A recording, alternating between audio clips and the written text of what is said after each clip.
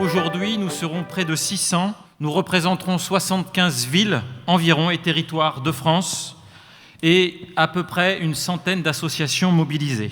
Il faut un sursaut, une réponse nationale. J'en ai marre de bricoler.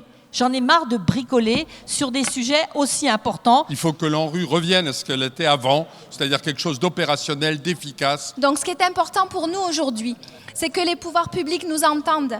On est dans un processus qui a mis des années et des années à se mettre en place et ce n'est pas maintenant qu'il faut mettre un coup de stop. Donc la seule chose que je demande, c'est qu'effectivement on puisse continuer, que les politiques de la ville s'inscrivent dans le long terme. Que le gouvernement a tort quand il commence à raboter tous les crédits politiques de la ville. Il a tort quand il commence à supprimer les contrats aidés. Nous ne sommes pas des numéros, nous sommes des territoires qui ont de l'énergie, qui participent à l'énergie et à l'avenir de la France. Alors oui, nous savons porter la solidarité nationale. Oui, nous savons le faire. Oui, ça fait 40 ans que nous le faisons.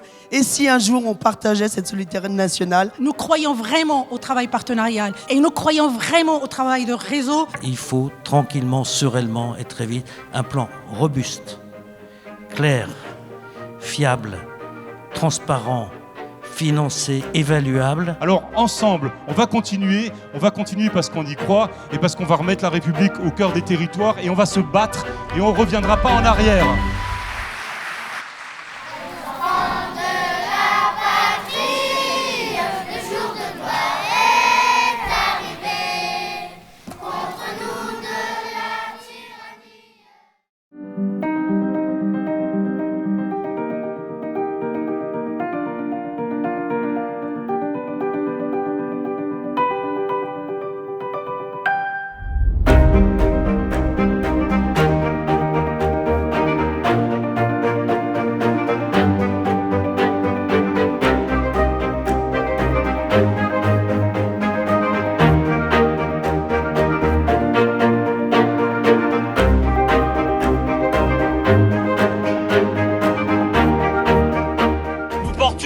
Du 1% du plan de relance et d'un Conseil national des solutions. On a fait une première demande qui, pour moi, me paraît une première étape, mais pas une fin en soi. C'est de flécher 1 milliard d'euros sur les quartiers populaires dans le cadre du plan de relance. On demande simplement l'application du droit commun, simplement l'application de l'égalité républicaine dans nos quartiers populaires.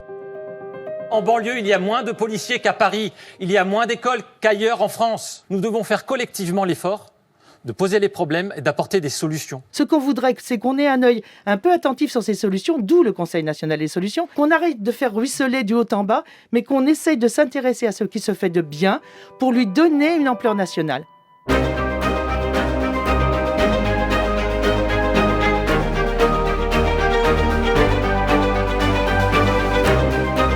Nous sommes ce matin au milieu de vous, les acteurs et les hussards de ces quartiers, pour vous apporter la solidarité et le soutien de l'État. Nous attendions des réponses extrêmement fortes pour la situation exceptionnelle d'accélération de la pauvreté. Vous êtes ici, à Grigny, dans le quartier de la Grande Borne, que j'ai tenu à présider ce comité interministériel des villes, auquel, avec mon gouvernement fortement représenté à mes côtés, j'attache une très grande importance. Il a pris, je vais y revenir, de très importantes dispositions.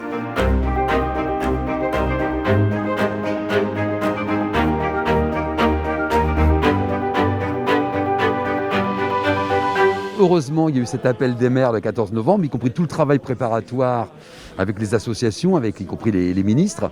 Aujourd'hui, nous avons un certain nombre d'annonces. Alors, c'est toujours la question du verre à moitié plein, à moitié vide, mais il y a des annonces, donc nous prenons acte.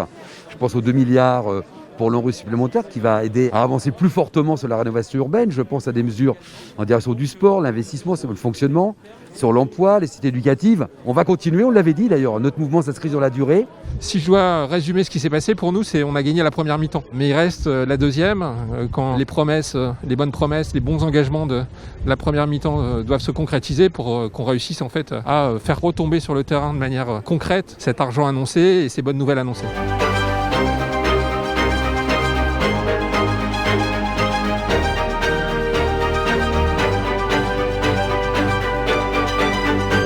c'est surtout sur l'application et sur le suivi de ces mesures effectivement sur le terrain, au plus proche de nos habitants et de nos communes, que nous allons faire porter l'effort et on sera très vigilants sur cette question. Et la volonté du Premier ministre est bien celle qu'il nous a dit, c'est-à-dire je veux être sûr que ce que j'ai décidé aille bien aux habitants pour qui c'est décidé.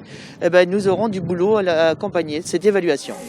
Aujourd'hui, il y a des outils supplémentaires dans notre boîte à outils. On va retourner dans nos territoires, on va mettre en œuvre ce qui est utile à mettre en œuvre. Et si ce n'est pas suffisant, nous le dirons et nous demanderons toujours plus et mieux pour les habitants des quartiers populaires.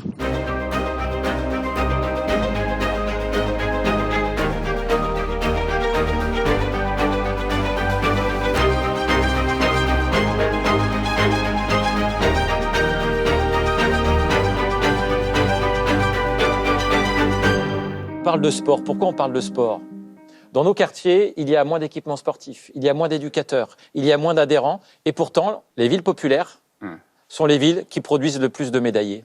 Avec notre petite expertise, notre savoir-faire, on a des propositions très concrètes à faire. Ce Conseil national des solutions que nous lançons, ça a précisément un objectif que l'on partage avec tous les collègues maires des villes qu'a cité Philippe, c'est que de nos villes populaires, un certain nombre de solutions du terrain existent et que l'on pense qu'elles peuvent être déployées pour l'ensemble du pays.